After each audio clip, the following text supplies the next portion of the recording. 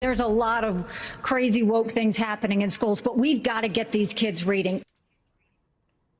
Presidential candidate Nikki Haley there criticizing woke education at that first debate. And while the term has been common in politics lately, it's actually declining in Republican circles, which is a shift.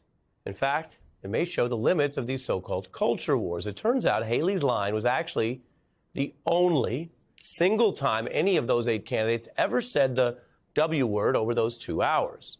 New York Times reporting on that, noting that even Republicans are tiring of the war on wokeness, let alone independents or liberals. Indeed, outside of the discourse of political junkies, which we all may inhabit, most Americans hear the word woke and they think of it as positively associated with being awake to injustice that persists in our society.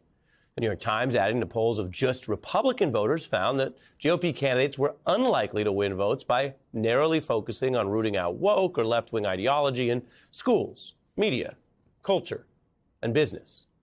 Now, that kind of rhetoric is most closely linked to Florida Governor Ron DeSantis. And while his campaign slump may have many causes, I'm not going to tell you we have it all figured out or that there's only one, it probably doesn't help the cause that he was the anti-woke cause's chief spokesperson. Woke ideology, woke policies, very woke jurisdictions, woke ideologues to try to out-woke. We fight the woke mob. Got to fight that woke mob. Now, many politicos, of course, are familiar with these woke attacks. We kind of live through it, or you watch the news, or you're on Twitter.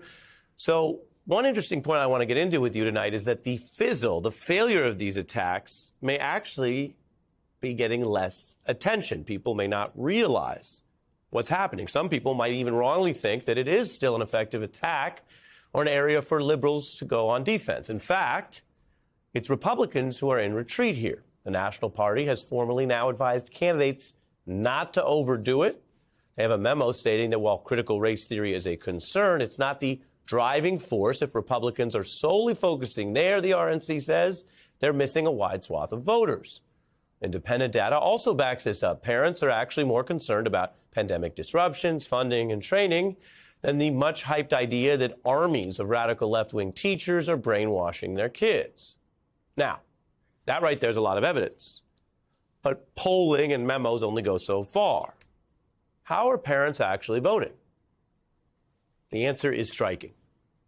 Now, we know we live in a politics where so much is polarized or roughly 50-50, but take a look at this. About 68% of local school candidates who ran focusing on attacking the so-called wokeism lost their elections last year. Now, that is a wide and total rebuke. The data is actually from over 1,000 school board races via Ballotpedia. Because those are local races, they often don't make national news. That's just the nature of things. So the RNC and Republican strategists are clearly walking away from this strategy. If you didn't know about that school board number, I can tell you they did. Now, Obama campaign vet Jay Komanduri says some of these Republican elites never cared much about this to begin with, arguing that the Republican Party has rich donors who want tax cuts and a white working class. Those are kind of the two key groups. And, quote, the donor class gets tax cuts by providing the white working class with a culture war following whatever fads the conservative media establishment is promoting.